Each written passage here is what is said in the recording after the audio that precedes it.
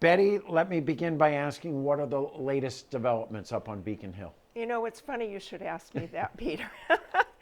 um, well, first of all, I wanted to tell you we had our second remote session, and it was just as much fun as the last one. Very difficult to orient uh, this huge number of people, but it went well, and we accomplished it and voted unanimously for a bond bill, so we will be able to pay our bills and take care of the people of the Commonwealth. So it was a good thing.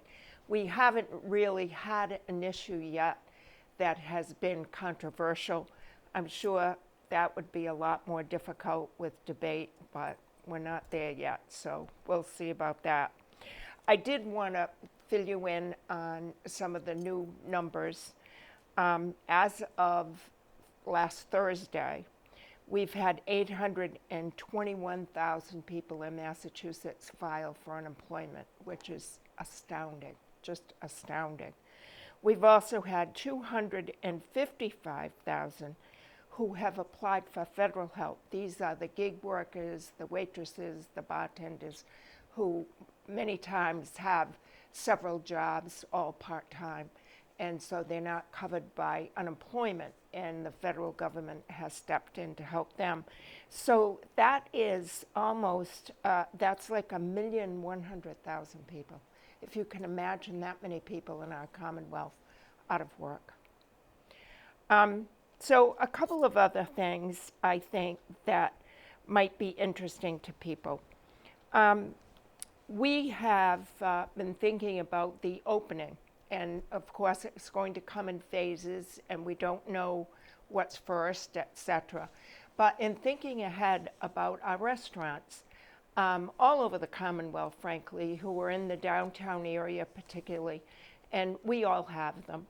And when they start to move their tables 6 feet apart from one another, whether it's on the floor of the restaurant or if it's at the bar, it eliminates a great majority of their business.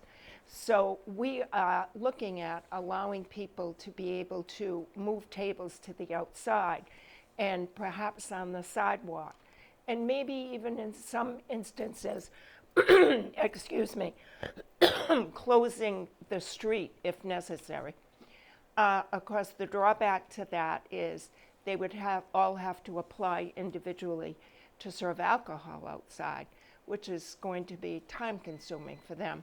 So I have joined up with several other legislators, but in particular, Senator Paul Feeney and I have co-sponsored a bill to allow any restaurant across the Commonwealth that wants to be able to serve alcohol outside to be allowed to do it.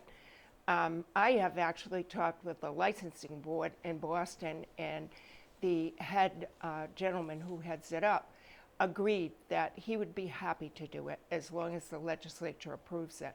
So we're hoping that that will happen. And that way it'll be safe for customers as well as the wait staff, and provide the restaurants with some income that they've been missing out on for a long time. So I'm very happy about that. Now, what else? Oh, I did want to talk to you about Memorial Day. It's coming up. I'm certain there won't be a great many public ceremonies, and I think it's important for us all to remember the people who sacrificed so long ago for all of us. And everybody should probably decide on their own personal way to observe, but don't forget the veterans and those in the cemetery, memorials all around locally, and pay your respects to those who lost their lives fighting for us. And it's important for families to show that to their children so that years from now they will remember it and continue the tradition.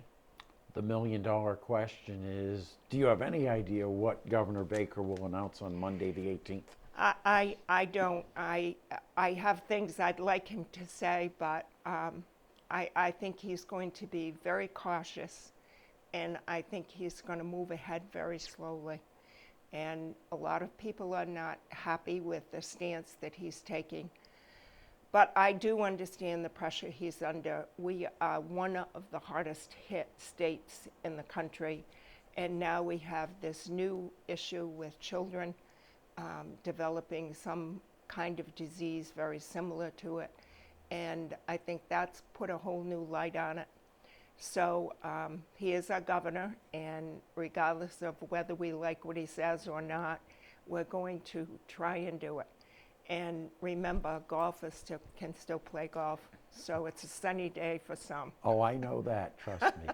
Final question. I asked Anne Marie earlier in the newscast. From her observations, are people following the order to wear masks? She said about 2 out of every 3. What have you noticed? I think most people are, and I notice that it's being more prominently requested.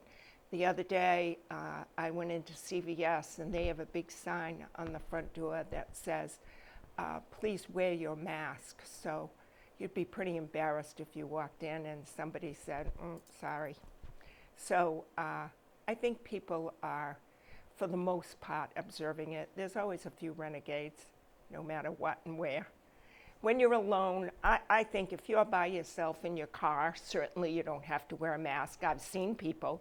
I've driven by people who are all sole alone with a mask on. I don't understand that.